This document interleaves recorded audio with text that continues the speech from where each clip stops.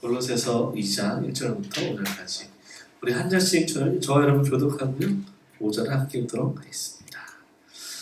내가 너희와 라오디게아에 있는 모든 자들과 무릇 내 육신의 얼굴을 보지 못한 자들을 위하여 얼마나 힘쓰는지를 너희가 알기를 원하노라.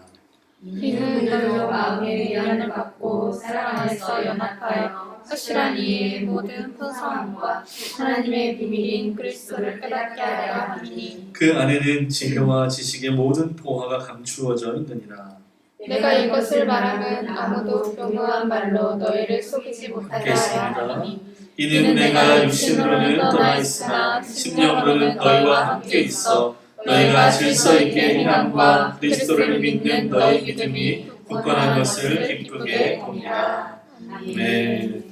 자, 한번 기도합시다. 사랑의 하나님, 은혜의 주님 찬양합니다. 살아계신 하나님께서 이 가운데 임재하여 주시고 각 사람 위에 주의 성령을 부어주셔서 하나님 말씀 듣게 하여 주시고 그 말씀 듣고 예와 아멘으로 화답하며 그 말씀 붙들고 한 주간 또 믿음으로 잘 살아낼 수 있도록 주님 이 한 시간 함께 하여 주시옵소서. 바라옵기는 반천한 자나 듣는 자나 주님의 손에 온전히 붙들리기를 소원하오며 살아계신 예수님의 이름으로 기도하옵나이다. 아멘.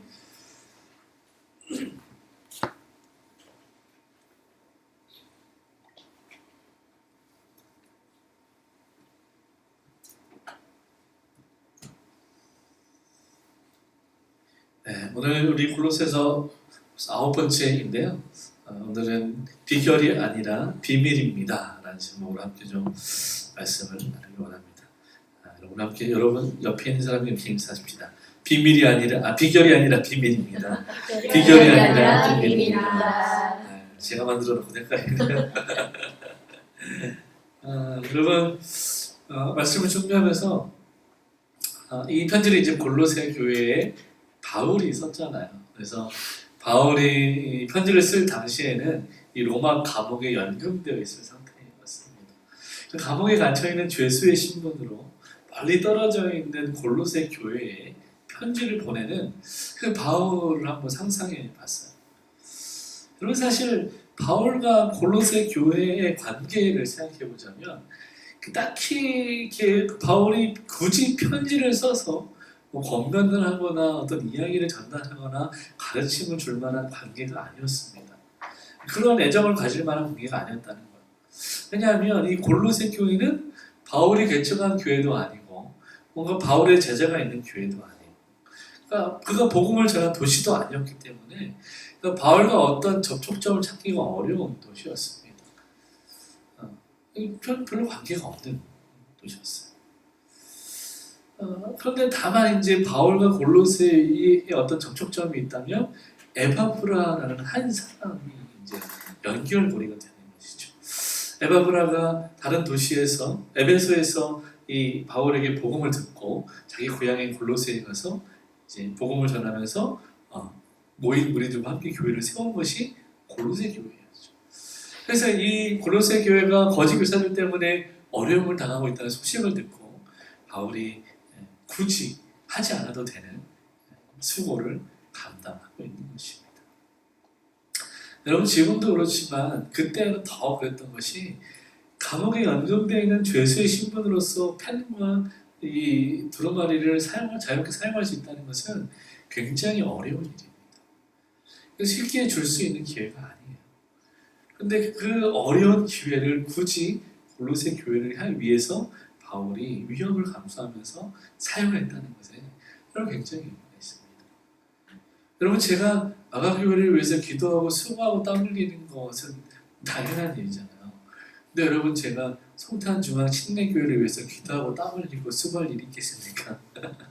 그냥 그 앞을 지나다닐 뿐이죠. 별로 그렇게 크게 관심이 없습니다. 다만 김성훈이 거기 다니고 있으니까 네. 제발 다른 길로 가지 않기를 기도할 뿐이죠. 그 정도예요. 별로 그 교회에 관심이 없습니다. 근데 만약에 성훈이가 저한테 와서 목사님 저희 교회가 이상해졌어요 라고 말을 한다면 제가 기도하고 교회를 찾아가거나 권면을 하거나 그런 일을 할 수 있겠죠. 그러니까 바울이 지금 골로새를 향해서 굳이 하지 않아도 되는 수고를 하고 있다는 것을 말씀드립니다. 바울의 그 마음이 이 골로새 2장 1절에 나타나 있는 거예요. 다시 한번 읽어봅시다. 내가 너희와 라오디게아에 있는 자들과 무릇 내 육신의 얼굴을 보지 못한 자들을 위하여 얼마나 힘쓰는지를 너희가 알기를 원하노니. 네. 여기 중요한 건 빨간색이죠. 얼마나 힘쓰는지. 네. 굳이 그렇게 하지 않아도 되는데 굳이 내가 마음을 쓰는 거야. 여러분, 때로는 우리가 하나님 앞에 굳이 하지 않아도 되는 수고를 해야 될 일이 있다는 거죠.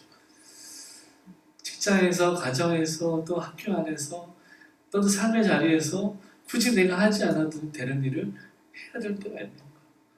버스의 자리에 앉아서 이렇게 가고 있는데 좀 불편하신 분들이 타면 나라도 자리에서 일어나주는 거예요. 굳이 내가 안 일어나도 누군가 일어날 수 있어요. 때로는 그런 마음으로 이렇게 눈을 감고 앉아있을 때도 있어요.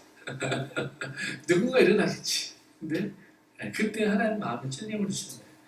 그 누가 너야? 이렇게 벌떡 일어나야 되는 거죠. 그러니까 굳이 하지 않아도 되지만 해야 될 때가 있는 거예요. 그럼 바울이 그런 일을 하는 거예요. 근데 오늘 이 바울이 사용한 힘썼다라는 말의 원어를 보니까요, 이런 두 가지 정도의 뜻이 있다고 학자들이 해석을 합니다. 첫 번째는 복음을 위한 순교를 힘쓰다라는 말의 단어가 가지고 있어요.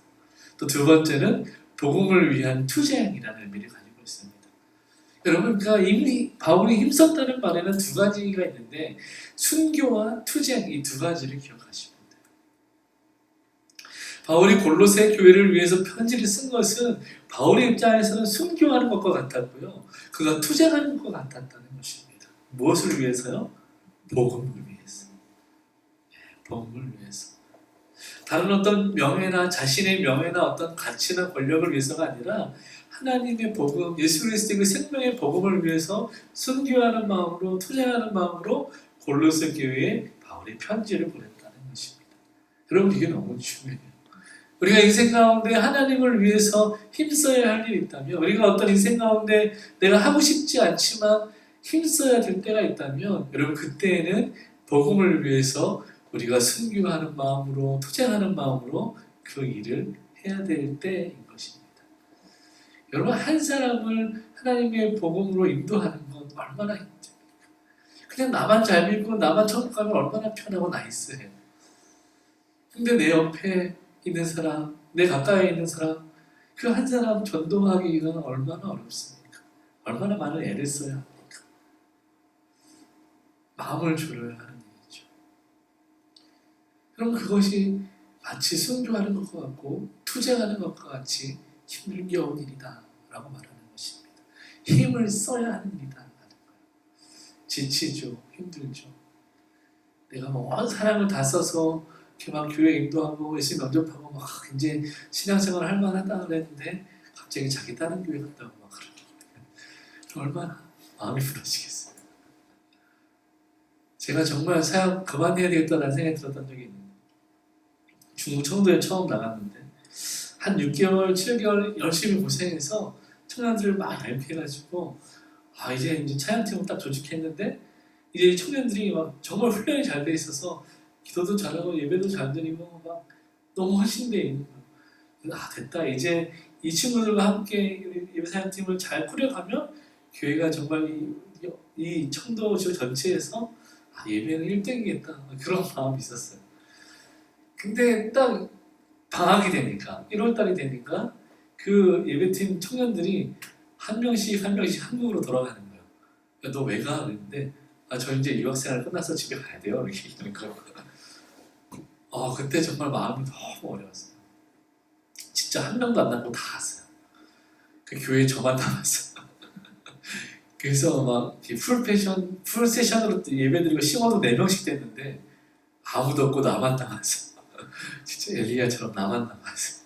그래서 저 혼자 기타 치면서 예배했는데, 주일 2부 예배 때 저 혼자 기타 치면서 예배드리면서도 하나님 이게 뭡니까? 그 친구들한테 그 상황을 알고 집에 가야 되는 거 알지만 그게 막 서운한 마음이 들고, 나는 그 기간 시간 동안 무슨 짓을 한 건가 라는 회의감이 들고, 그런 적이 처음이었거든요. 왜냐하면 여러분, 한 교회에 있으면 제가 그 중국 가기 전까지 15년을 한 교회에 있었거든요. 그러니까 누가 교회를 떠나고 옮긴다는 개념이 없었어요. 근데 중국 갔는데 6개월에 한 번씩 친구들이 왔다 가는 게 되게 자연스러운 거예요. 근데 그들을 훈련하고 양육해서 세워놓고 이제 같이 동역자들만 하나 했을 때 떠나는 그들을 보내는 제 입장에서는 하기 너무 힘든 거예요. 하고 싶지 않다는 마음 솔직히 든다. 그때 한번 아주 강하게 훈련을 받고 그 다음부터는 이게 좀 단련이 되더라고요. 그래서 이게 내 소명이 내 사명이 다르구나라는 생각을 한 거예요. 나는 잘 훈련시켜서 보내는 파송하는 사역자구나 이런 마음이 드는 거예요.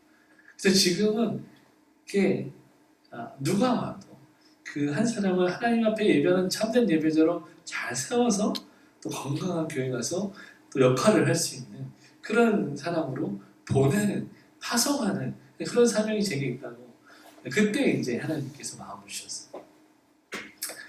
여러분 보세요. 우리 성실이도 호주로 갔잖아요. 네. 제가 성실이 10년 넘게 팔로우 했으면 기쁨이도 이제 얼마 되지 않으면 또 호주로 갈지도 모르겠지만 네. 그게 제 사명이에요. 여러분 지금 여기 앉아 계시지만 또 건강하게 양육돼서 또 어디로 갈지 모릅니다. 하나님의 부르심이 그런 거예요. 저는 더 이상 상처받지 않습니다. 하나님 마음 주시면 결단하고 기도하시고 저한테 와서 얘기하세요. 축복하며 파송해 드립니다. 원고에 없는 얘기인데 주여. 네. 여러분 바울이 하나님의 명예를 위해서 순교와 투쟁을 결단했다. 이게 중요한 것입니다. 여러분이 어떤 일에 결단해야 된다면 그것은 나의 명예가 아니라 하나님의 명예를 위해서 결단해야 되는 거예요. 결정해야 될 때가 옵니다. 때가 와요. 자, 2절 말씀 함께 봅시다. 이는 그들로 마음의 위안을 받고 사랑 안에서 연합하여 확실한 이해의 모든 풍성함과 하나님의 비밀인 그리스도를 깨닫게 하려 함이니. 아멘.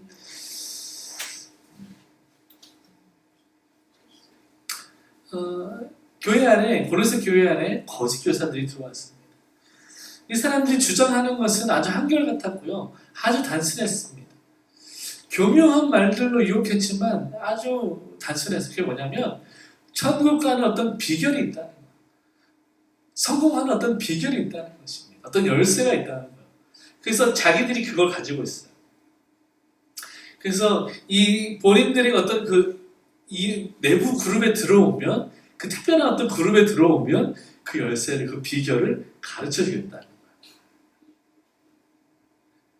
이런 감언이설로 골로새 교회 사람들 성도들을 막 혼란에 빠뜨린 거예요. 분명히 우리가 에바브라한테 배울 때는 예수님 믿으면 천국 간다라고 배웠는데 이 사람들은 들어와서 아니다라고 말하는 거예요. 예수님이 아니다. 그분은 사람이고 십자가도 부활도 다 아니다.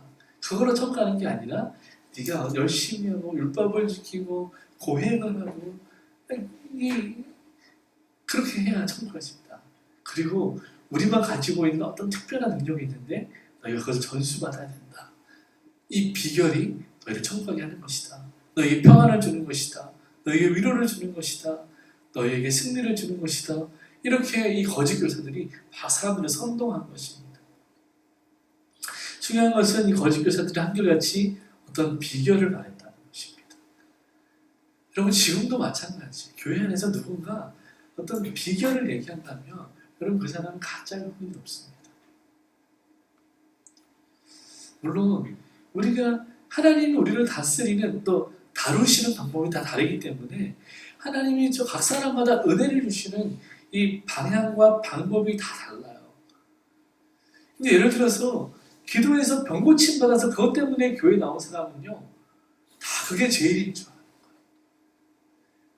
어떤 목사님이 안수해줬는데 내가 나았어. 안수가 제일이야 라고 말하는 사람들은 그런 목사님, 그런 교회만 쫓아다니는 거예요. 그리고 어떤 교회 가서 목사님이 안수 안 해주면 저 목사님은 가짜라고 말하는 거예요. 여러분 거짓 교사들이 이런 비결을 자꾸만 주장하고 교회를 어지럽게 했다는 것입니다. 여러분 우리가 다 신앙의 배경이 다르잖아요. 자라온 배경이 다르잖아요. 여러분 안에도 이미 그 배경 안에서 이게 제일이다라고 세워놓은 우선순위들이 있을 것입니다. 그것이 저와 부딪힐 수 있어요. 다를 수 있습니다.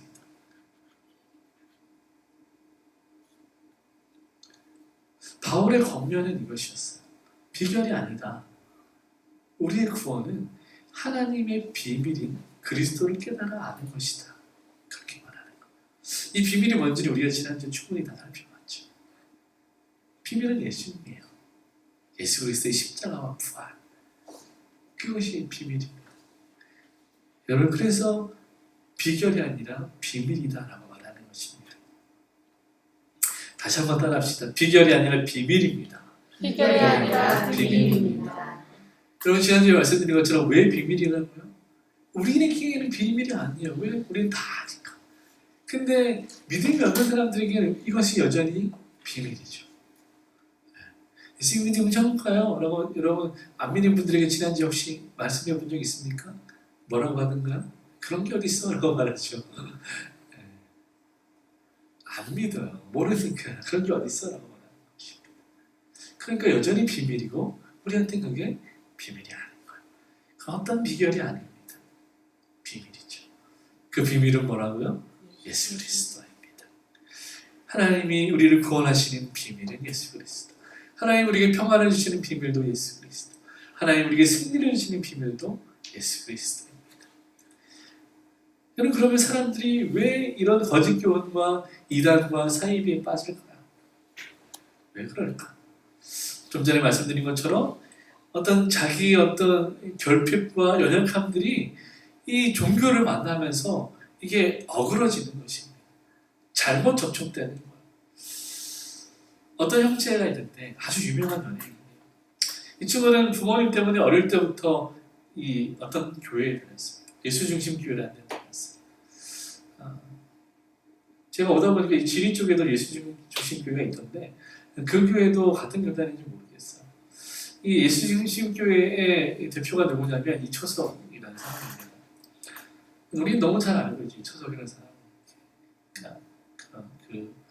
축사, 귀신의 쫓는과 이렇게 안수하는 것에 아주 특화된 사람인데 이 사람은 약간 어떤 거냐면 이 조용기 목사님의 아류이면서 성남교회 김기동 목사의 어떤 아류인 그런 사람입니다. 조용기 목사님이 정말 성령에 충만해서 병든 자들을 고치는 어떤 사역들을 했습니다. 근데 자기도 그걸 하고 싶은 거죠. 그러면서 김기동이라는 사람과 함께 그런 어떤 비슷한 것들을 만들어내는데 이들이 만든 건 뭐냐면 귀신론입니다. 이 세상에는 귀신이 가득한데 그 귀신의 정체는 뭐냐면 조상들이라는 죽은 조상들. 그리고 이 세상은 이 하나님과 이 죽은 조상들인 귀신들의 능력 대결이 이 세상이라는 거예요. 그래서 누가 감기 들렸잖아요. 그럼 그 사람은 이 귀신이 들어온 거예요. 감기 귀신이 들어온 거예요. 그래서 이 초석이 안수하면 그 귀신이 떠나가는 거예요. 그래서 아주 유명한 그 연예인 청년도 어릴 때 그 사람이 말로 그렇습니다. 그 아버지의 말로는 죽을 병에 걸렸는데 이 초석 목사가 안수해서 귀신 쫓아냈대요. 그래서 병이 낫고 지금 이렇게 건강하게 살고 있다는 거예요. 그 친구가 박보검입니다. 보배로운 칼이라는 그 보검이라는 이름을 이 초석 목사가 지어줬다고 해요. 최근에는 이 친구가 교회를 오늘의 교회로 옮겼다라는 소식이 있는데 좀 확인이 필요한 부분이긴 하지만 여러분 안수받고 병이 나았다. 그러니까 여기에 포커스가 있는 거예요. 이 사람들은 병 받고 싶은 사람 다 어디로 가겠습니까? 이리로 가는 거예요. 옛날에 우리 한국교회가 조기 목사님 통해서 순복음이 막 부흥할 때도 병이 있거나 어떤 어려움 있는 분들은 다 순복음교회를 갔습니다. 근데 여러분 우리가 요한복음 나눌 때 기억하시죠? 예수님이 병을 고쳐주셨습니다. 그때도 많은 사람들이 예수님을 따라왔어요. 근데 정말 그 가운데 영혼의 구원을 받는 사람은 아주 소수였습니다. 병 고침 받고 그걸로 끝이었어요.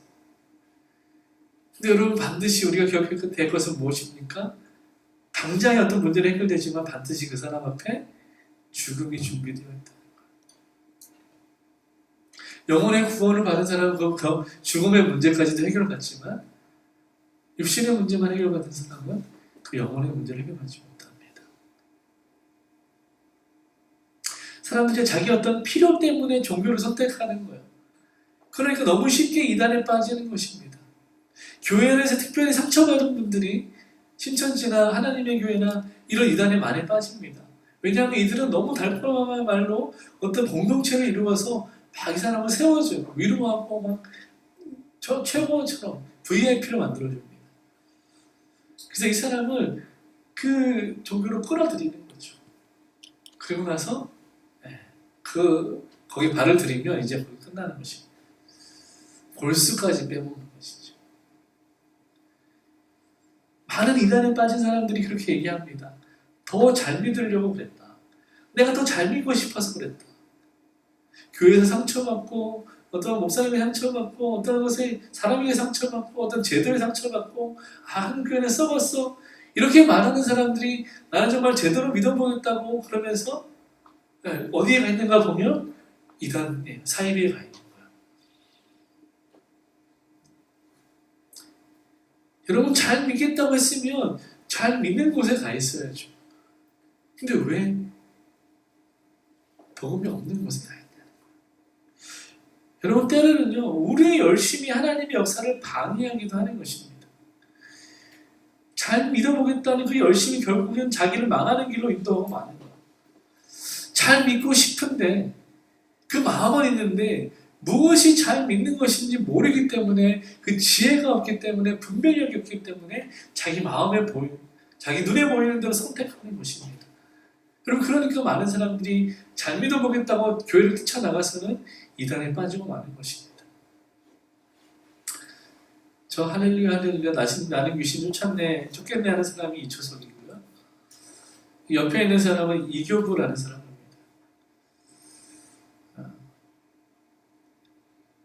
이초석이라는 사람은 정확히 이 사람의 신학적인 배경을 잘 모르지만 그러니까 어느 정도 신학교에 다녔다는 어떤 흔적은 있습니다.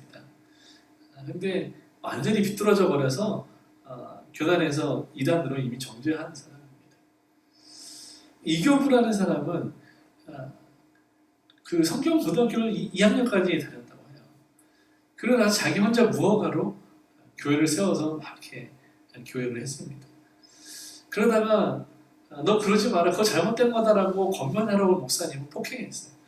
그 감옥에 갔다 나서 이 사람은 자기가 세운 교회를 이름도 다 바꾸고 십자가를 치워버렸어요. 그리고 십자가와 하나님의 자리에 자기의 이름을 넣었습니다. 지금도 주현교부라는 종교를 만들어서 운영하고 있습니다. 심지어 통일교와 연합해서 함께 활동하고 있습니다. 통일교 교주에게 상도 받고 그랬어요. 이 사람이 주현교회라는 교회를 세웠을 때 거기에 다니던 정말 열심히 신앙생활하는 사람이 김기순이라는 사람인데 좀 뒤에 좀 더 이야기하도록 하겠습니다. 여러분 호세아 4장 6절 같이 한번 읽겠습니다. 내 백성이 지식이 없으므로 망하는도다. 내가 지식을 버렸으니 나도 너를 버려 내 제사장이 되지 못하게 할 것이요 내가 내 하나님의 율법을 잊었으니 나도 내 자녀들을 잊어버리리라. 아멘. 여러분 우리가 아무리 잘 믿고 싶어도 지식이 없으면 망하는 거예요. 내가 예수님 잘 믿어보겠다, 잘 믿어보겠다, 내가 정말 신앙생활 잘 해보겠다라는 마음이 있다면, 하나님이 그런 마음을 주셨다면 여러분 어디로 가야 되겠어요? 하나님께로 나아가야죠. 말씀 앞으로 나아가야죠. 여러분 절대 사람 쫓아가시면 안 됩니다. 내 옆에 있는 사람이 아무리 경건해 보여도 그 사람 역시 한계가 있어요. 하나님 말씀 앞에 나가야 되는 거예요. 여러분 성도가 말씀이 없으면 망하는 것입니다. 마찬가지예요.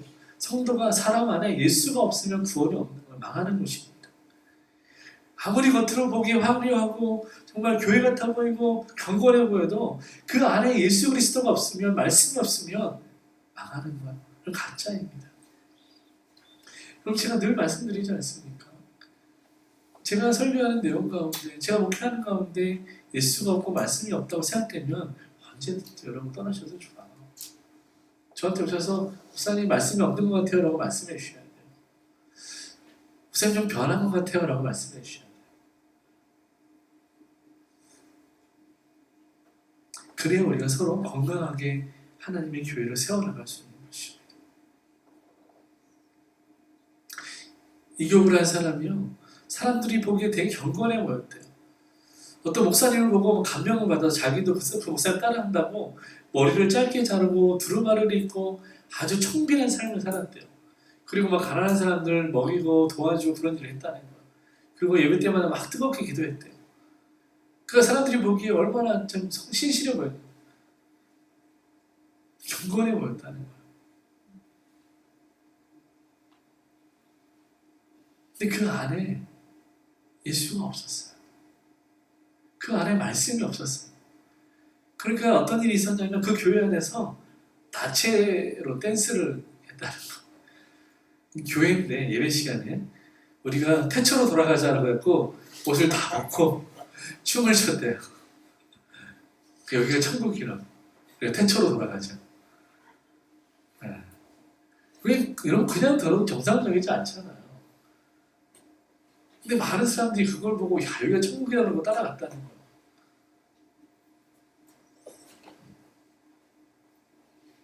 말씀이 없으면 여러분 이렇게 되는 거예요. 우리 안에 예수님 안 계시면 이렇게 되는 거예요.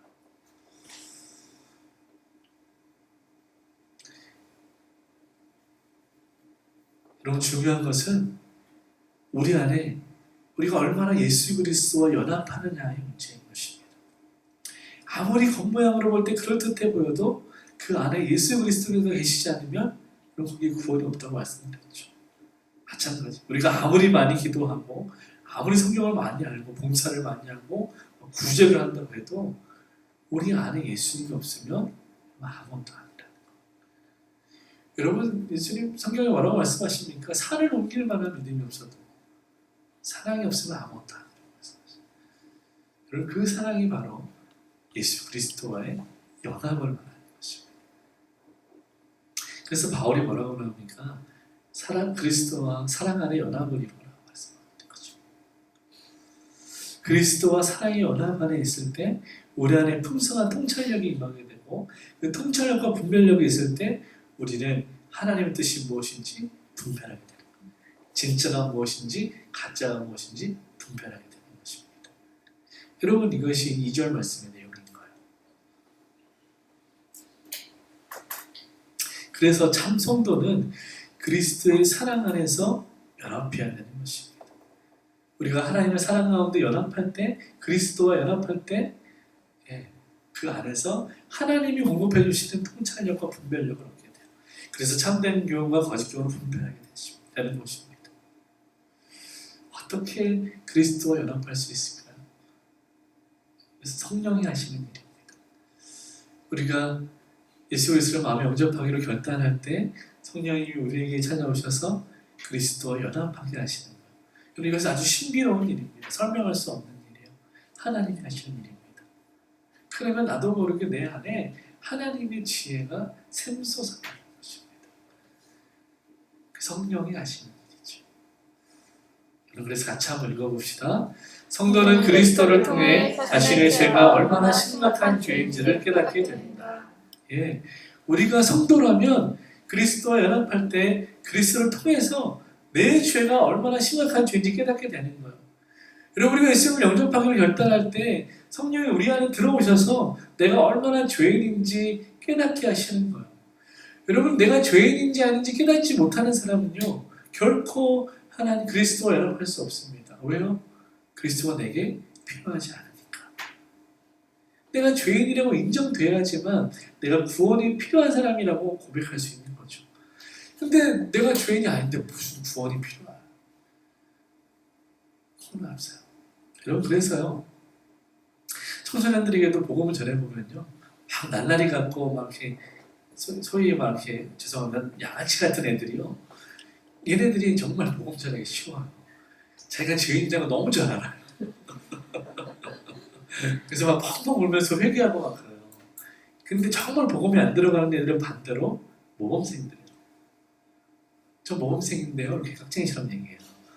좀 죄 없는데요. 라고 얘기해요. 이렇게. 그런 애들은 복음 잘 안 들어가요.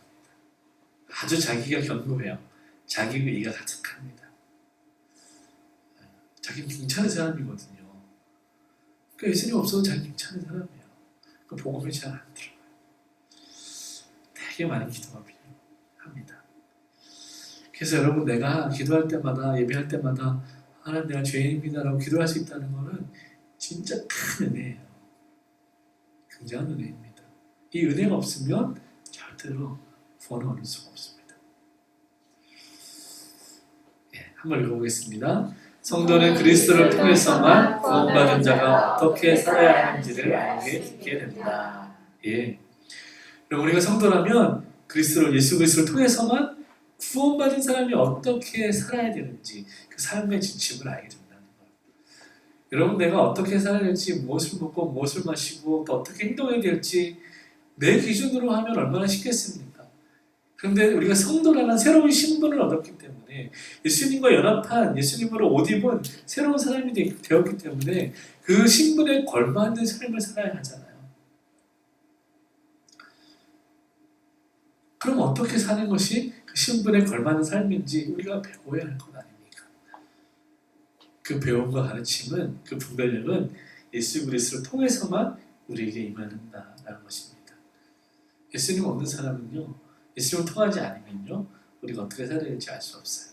그래서 우리 신앙의 선배들은 어떻게 기도했냐면 모든 삶의 순간에 어떤 결정의 순간에 예수님이라면 어떻게 하셨을까라는 기도를 했다는 거예요. 어떤 선택을 제가 최근에 어떤 목사님 만났는데 그 목사님 강연을 들었는데 그 목사님 설교하실 때 그런 말씀하시는 거예요. 제가 한번 말씀드렸나 모르겠는데 자기는 아이스크림 먹을 때도 기도한다는 거예요. 하나님 오늘 이 아이스크림은 제가 먹을까요 말까요 기도하는데요. 네, 굉장히 저는 그렇게까지는 안 해요. 그런데 기도하는 거예요. 참 대단하다 생각이 들었어요. 여러분 참 본받을 만하다는 생각이 들었어요. 또 이런 훈련은 좀 필요하다는 생각이 들었습니다. 유기성 목사님이 옛날에 그런 말씀하신 적이 있거든요. 우리 한국교회가 정말 열심히 기도한다. 그런데 정작 중요한 순간에 슬쩍 기도하지 않는 걸 보겠다. 무슨 말이냐면 기도를 많이 하는데 반면에 내가 정말 하고 싶은 일은 기도를 안 한다는 거예요. 왜냐하면 하나님이 하지 말라고 할까봐 기도하지 않는 거예요. 그리고 일단 해. 그런 말이 있죠. 허락보다 용서가 쉽다. 저지르고 보는. 이 아담의 이 실성이 우리 안에 있는 거야. 근데 하나님과 연합한 관계가 있는 사람은요, 먼저 대화하겠죠. 이거 해도 돼요? 라고 물어보겠죠. 이러면 그게 건강한 관계잖아요. 해놓고 그건 아닌 일이 있죠. 복음은 그리스도 안에 4절 같이 읽겠습니다. 내가 이것을 말하면 아무도 근무한 말로 너희의 속이지 못하게 하라. 이 골로새 교회에 들어왔던 거짓 교사들은요, 아주 학문적으로 준비가 잘 된 사람들이었습니다. 철학과 수사로 무장한 거짓 교사들이었어요. 쉽게 말하면 이 사람들이 이 말빨이 되게 좋았다는 거예요. 달병아리요. 수사하기 좋았다는 건 당시에 교육받은 아카데미에서 교육받은 사람이고 웅변을 할 줄 아는 사람이었다는 거예요. 그리고 바울도 그런 사람 중에 하나거든요. 그러니까 목사님들이 설교를 배우고 말하는 법을 배우고 스피치를 배우는 것처럼 이 당시에 이 거짓 교사들, 철학과 수사하게 능했던 사람들은요, 웅변하는 법을 배웠습니다. 그래서 막 이연사 이렇게 웅변하잖아요. 이 사람들이 그런 사람들이었어요. 그러니까 사람들이 이렇게 앉아서 이들이 하는 말을 들으면 자기도 모르게 막 와 그렇구나 막 이렇게 우리가 잘못 믿었네, 에바브라가 나빴구나 이렇게 막 속아서 넘어가는 거야. 여러분 사기꾼이 속이려고 작정하면요 못 속일 사람이 없단 말입니다. 이게 감긴다라고 하거든요. 전문용어로 감기는 거야. 그러면 난 정신 똑바로 차리고 있어. 난 절대 안 속아. 그런 사람이 정말 잘 속아요. 여러분 체면도요. 아무 생각이 없는 사람은 체면 잘 안 걸려요. 근데 난 절대로 안 걸려라고 한 사람은 정말 잘 걸린다고 합니다. 네. 왜냐하면 자꾸 그걸 의식하거든요. 이게 메타인지거든요. 안 졸 거야, 안 졸 거야, 안 졸 거야. 그러면 졸아요, 그 사람은. 근데 그냥 아무 생각 없는 사람은 잘 안 졸아요. 이게 메타인지인데 그렇게 되는 거예요. 이 사람들이 복음으로 무장하지 못했어요. 골로새 교회들이 연약한 거예요. 아직 어린 신앙인 거예요. 그러니까 막 이 말 잘하는 사람들이 와서 막 떠들니까 훅 넘어가 버린 거예요. 그러니까 바울도 말하는 걸 보세요. 교묘한 말이다. 교묘한 말로 너희를 속이지 못하게 해라. 그네 말을 잘한다는 건 내가 알고 있다. 그네 나와 에바브라에 대해서 어떻게 공격하는지 알고 있다. 말로 공격하는지 알고 있다. 근데 나는 너희가 이 말에 속지 않았으면 좋겠다. 라고 바울이 권면하는 것입니다. 교묘한 말에 속지 마라. 여러분 이 시대도 마찬가지예요. 하나님 모르는 사람들, 특별히 안티기독교인들이 말을 얼마나 잘하는지 몰라요. 반대측 진영에 있는 사람들, 특별히 뭐 상관없는 사람들은 모르겠지만 이 기독교를 공격하겠다고 마음먹은 사람들은요, 또 기독교 안에도 진영을 나누어서 싸우는 사람들은요, 말을 얼마나 잘하는지 몰라요. 제가 최근에 공부하는 것들이 있는데요. 그러니까 지금 이 시대에 어떤 차별금지법, 동성애 뭐 이런 것들을 말하는 사람들은요, 인권단체들은요, 공부를 정말 많이 해요. 그래서 정기적으로 모여서 포럼을 갖고 학술회를 갖습니다. 이만큼씩 막 근거 서류를 만들어요. 근데 그게 정말 합리적이고 정확한 근거가 있느냐? 그렇진 않아요. 그런데 이런 결과들을 만들어냈다는 것이 중요한 것입니다. 그것들을 들이미는 거예요. 우리는 이만큼 연구했는데 기독교 너희는 얼마나 연구하고 있느냐라고 싸움을 붙여오는 거예요. 근데 여러분 이거는 그들이 그렇게 해서 걸어오는 싸움에 같이 맞붙을 필요가 없는 것입니다. 여러분 농구 선수가 배구 선수에게 야 우리 똑같이 공을 다루는 사람이니까 농구룰로 싸우자라고 말하는 건 이거는 반칙이죠. 종목이 다른데 그런 거 교묘한 말로 속이는 것입니다. 근데 정신 안 차리면 그냥 빨려 들어가는 거예요. 3절 말씀 같이 읽겠습니다. 그 안에는 지혜와 지식의 모든 보화가 감추어져 있느니라. 아멘. 여러분 하나님께서 예수 그리스도 안에 모든 지혜와 지식을 감추어 주셨다는 것. 여러분 우리가 계속해서 바울이 사용하는 이미지가 비밀이라는 이미지예요. 비밀은 어떻습니까? 속성이 감추어져 있는 것, 가려져 있는 것이죠. 그 비밀, 그리스도가 감추어져 있는데 그 감추어진 그리스도 안에는 지혜와 지식의 모든 보화가 있다는 거예요. 감추어져 있다는 것입니다. 그래서 우리가 관심을 가지지 않으면 찾을 수 없다는 거예요. 여러분 보물 찾기 할 때 어떻습니까? 아무렇게나 막 숨겨놔도 눈을 잘 뜨고 관심을 갖지 않으면 찾을 수가 없는 것이죠. 그래서 하나님은 우리에게 얼마든지 찾을 수 있는 눈을 주신 거예요. 우리가 성도라면 성령님을 통해서 분별할 수 있는, 찾을 수 있는 눈을 주신 거예요. 그래서 그들의 말을 들을 때 이것이 진실인지 거짓인지 얼마든지 분별할 수 있는 지혜와 지식을 이미 우리 안에 주신 것입니다. 로마서 11장 말씀 같이 읽겠습니다. 깊도다 하나님의 지혜와 지식의 풍성함이여 그의 판단은 헤아리지 못할 것이며 그의 얘기는 찾지 못할 것이로다. 아멘. 그런데 문제는 뭐냐면 우리가 하나님의 이 큰 지혜를 다 이해할 수는 없다는 거예요. 이 로마서 바울의 고백처럼 하나님의 말씀은 너무나 깊고 부유해서 풍성해서 마치 넓은 바다, 끝이 보이지 않는 대양과 같아서 우리가 그 넓이를 깊이를 가늠할 수 없다는 거예요. 그게 하나님의 말씀, 하나님의 뜻이라는 거죠. 그래서 우리의 짧은 한계와 어떤 지식으로는 하나님이 일하시는 그 방법을 다 이해할 수가 없다는 것입니다. 그러니까 힘들고 어려운 것이죠. 여러분 생각해 보세요. 우리가 생각하는 승리는 잘 사는 거예요. 그런데 하나님께서 예수님을 통해서 우리에게 주시는 승리는 무엇입니까? 잘 죽는 것입니다. 예수님이 십자가에서 잘 죽으심으로 우리가 승리를 얻게 되었죠. 저와 여러분에게 예수님은 너희가 하나님의 미랄과 같이 땅에 떨어져서 죽으라고 말합니다. 왜냐하면 그래야 열매를 맺을 수 있다고 말씀하신 거죠. 하나님이 원하시는 승리는 죽는 거예요. 근데 우리가 원하는 승리는 무엇입니까? 사는 거죠. 그러니까 이것이 충돌될 때 이해가 안 되는 거예요. 우리가 원하는 평화는 무엇입니까? 아무 일도 없는 거예요. 네, 만사형통, 네, 무사한 일 이런 거죠. 근데 하나님 우리에게 주시는 평화는 무엇입니까? 풍랑치는 바다를 노저하는 거. 저기도 보시면 잘 보시면 조그맣게 녹아 있는 사람이 배를 저어가고 있어요.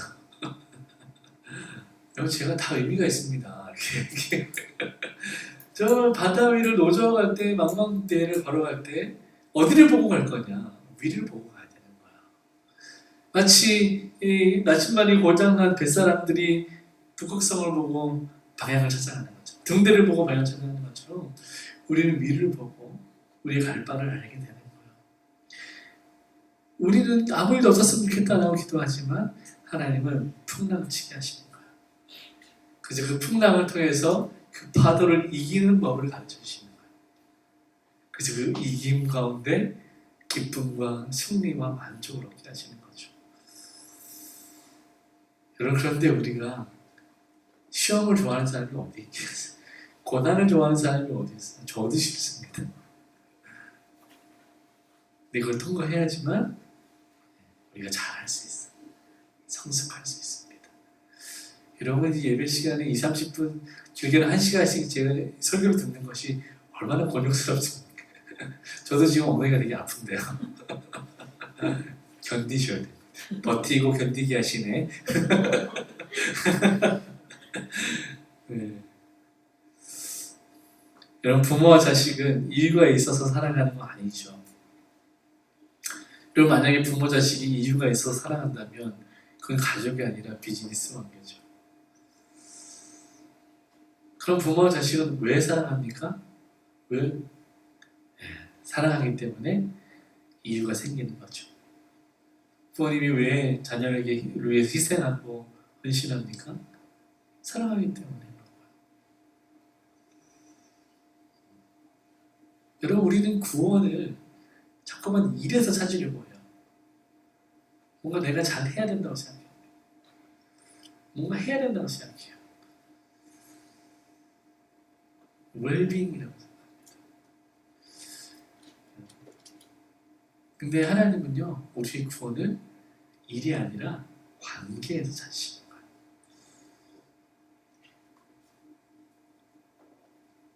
이거 PPT가 넘어가 버렸나 보네. 네, 말씀 마치겠습니다. 지난주에 이제 오픈된 다큐멘터리가 있는데, 나는 신이다. 다큐멘터리. 한국교회, 한국 사회에 있는 이 대표적인 4개의 이단들을 조사해서 이제 다큐멘터리 형식으로 만들었어요. 아주 심층 취재했습니다. 모든 관련된 이 종파에서 배터리 전원 부족에서 경고. 네, 오늘 깜빡했나 보다. 적용해달라고, 사용금지해달라고 소송을 걸었어요. 근데 다 패소했습니다.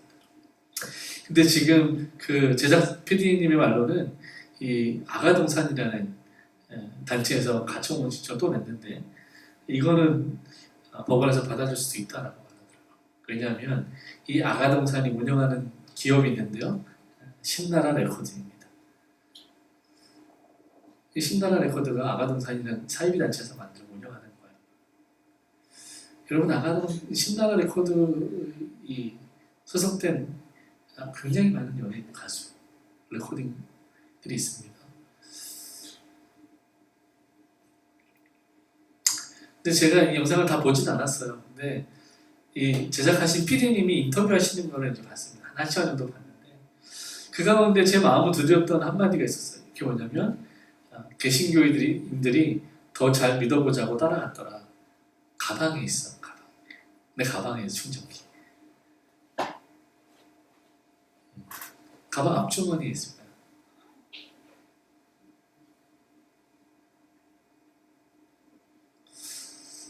더 잘 믿어보고자 따라갔다는 거예요.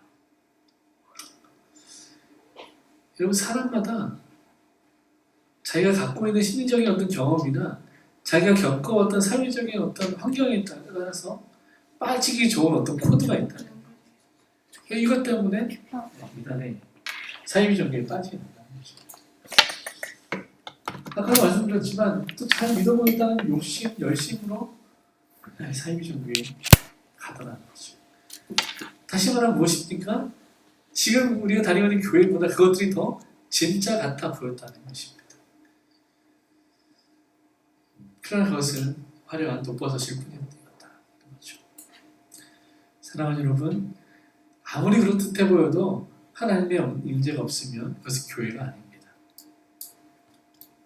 여러분, 아무리 경건해 보이고 그래도 그 사람 안에 하나님의 임재가 없으면 그 사람은 성도가 아닙니다.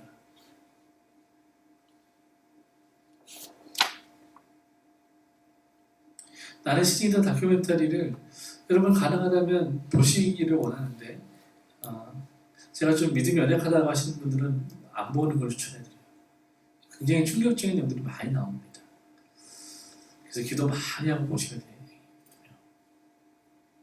근데 이 PD가 뭐라고 말하냐면 사실을 적나라하게 보여주지 않으니까 자꾸만 물타는 사람들이 생기더라는 거예요. 그리고 이게 100년 전부터 계속 이런 일들이 있어 왔는데 끊이지 않는 거예요. 심지어 JBS는 2007년에 구속됐는데 10년 구속받고 풀려났어요. 그리고 또 똑같은 범죄를 또 저질렀습니다. 미성년자 성폭행하고. 근데 이 사이비 종교단체라는 것을 사회적으로 매장을 시키고 법적으로 금지하면 되는데 이 사람을 구속시키는 법령이 사이비 종교단체가 아니라 어떤 그 성폭행, 공고명령 이런 걸로만 이제 구속을 합니다. 그러니까 똑같은 일이 계속 일어나는 것입니다. 그래서 이 PD도 마지막에 그런 얘기해요. 이 사이비 종교가 횡행하고 피해자들이 늘어나는 것은 결국 우리 사회의 문제다라고 말합니다. 근데 이 단체들이 세워지고 운영되는 일에 정말 많이 일조하고 있는 것이 안타깝게도 기성교회 다니고 있던 성도들이라는 것이죠. 참 마음이 안타까웠습니다. 그리고 이것이 남의 일이 아니라 우리의 일이 될 수도 있겠다는 생각이 들었습니다. 그럼 저는 17년 정도 사역을 했는데 전도사로 사역을 시작하고 나서 목사 안수 받기까지 17년을 했고 근데 사실 처음에 전도사 사역을 하고 나서 몇 년 후에 목사 안수를 받을 기회도 있었고 여러 환경도 조성이 되어져 있었습니다. 근데 그러지 않기로 결정했어요. 왜냐하면 그렇게 하면 제가 이 교주들처럼 될 것 같았습니다. 제 안에 말씀이 없고 어떤 믿음의 실력은 없는데 어떤 능력들은 나타나요. 기적들은 나타나요. 일들이 일어나는 거죠. 사람들이 따르는 거예요. 저는 이 괴리감을 해결하고 싶었어요. 그래서 신학교에 다시 들어가고 말씀을 다시 공부했어요. 깊이 공부했어요. 몇 번을 낙방하면서도 다시 공부했어요. 그래서 17년 걸렸어요. 누구는 미련하다고 말했지만 저는 이것이 바른 길이라고 생각했습니다.